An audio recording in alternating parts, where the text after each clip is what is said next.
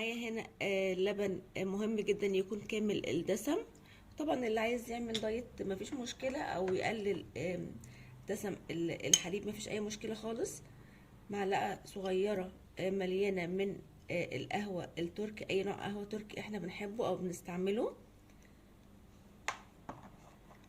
وكمان يعني نص معلقة، دي بقى الفرق الكبير جدا، او بتودي الطعم في حتة تانية خالص. شوكولاتة دهن بيضة، او ممكن لو مفيش يبقى حليب مكثف محلى، بس هنزود الكمية شوية، هنخليها معلقة كاملة. هنقلب قبل ما نرفعها على النار. دلوقتي هنرفعها على النار مع التقليب المستمر. دلوقتي حطيت القهوة بتاعتي على النار العين الصغيرة، بس على نار عالية مع التقليب المستمر زي ما انتم شايفين كده. وما تخافوش الوش هيطلع تقيل جدا.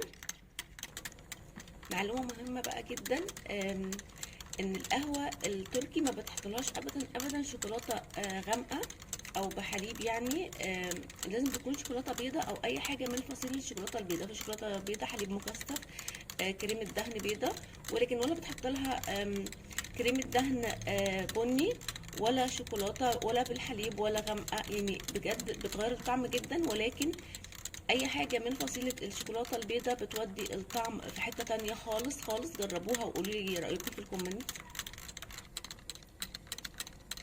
انا عايزة اقول لكم بجد طعم القهوة دي بيطلع حلو جدا. انا بتكلم معاكم لحد ما القهوة تترفع، عشان يعني مش هلحق افتح الكاميرا تاني وانا بقلب بالسرعة دي كده. والقهوة انتوا عارفين طبعا بتترفع بسرعة جدا. خلاص اهي هترفع كده. بقى القهوة بتاعتي بقت جاهزة معايا بالشكل اللي انتوا شايفينه ده. شايفين بتقلب اهي.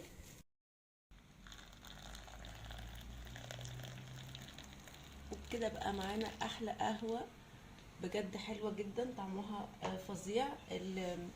كريمة النوتيلا البيضة مودياها في حتة تانية خالص، لازم تجربوها. صباح سعيد عليكم، ويا رب يومكم يبقى جميل. بالذات لما تبدوا بالقهوة زي ما انا بحب ابتدي بالقهوة. يا ريت ما تنسوش تعملوا لايك. باي باي.